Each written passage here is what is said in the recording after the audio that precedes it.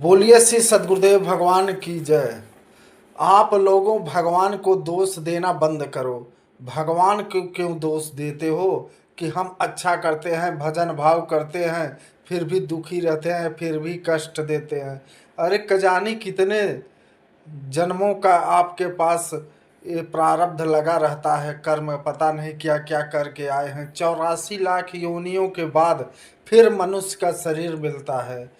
इसलिए मनुष्य का शरीर मिलता है, पता नहीं क्या क्या करके आए हैं। तो अब मनुष्य का शरीर मिल गया है तो अब कर्म कर लो, अब पुण्य कमा लो, भगवत भजन कर लो।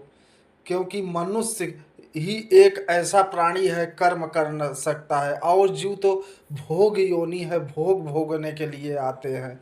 कर्म करने के लिए सिर्फ मनुष्य योनि है, भवसागर से पार होने के लिए एक ये जहाज है भगवत प्राप्ति के लिए।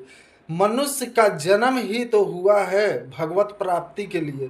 यहाँ आके फिर अपने धन दौलत माया में भटक गया, इतना व्यस्त हो गया कि भगवान को पुकारने के लिए उसके पास 1 मिनट 1 क्षण भी समय नहीं है। जानी कितने तो इतने नास्तिक है, भगवान को तो मानते ही नहीं।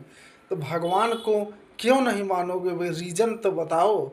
भगवान ये जो आपके अंदर आत्मा सांस चल रही है भगवान का ही तो देन है, भगवान का ही तो अंश है। ईश्वर अंश जीव अविनाशी चेतन अमल सुख के राशि ईश्वर का अंश है। जिस तरह तुम्हारे इस शरीर के लिए चाहिए दाल रोटी सब्जी, इसी तरह ये आत्मा के लिए चाहिए भजन भगवत प्राप्ति।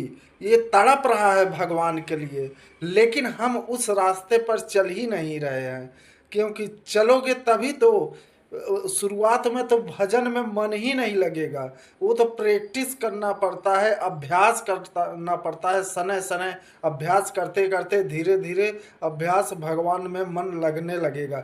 क्योंकि जैसे ही हम भजन में बैठेंगे विकार दुर्गुण सीधे अटैक करते हैं, क्योंकि वो ज़्यादा है। हमारे पास अंदर भजन तो है नहीं, तो विकार ही तो है, तो विकार ही दौड़ के आपके मस्तिष्क में गूंजेंगे। लेकिन जब आएगा विकार तो उसको काट के फिर भगवान के चरणों में, गुरु महाराज जी के चरणों में लगाओ, ओम का जप करो। बोलिए श्री सद्गुरुदेव भगवान की जय। ओम।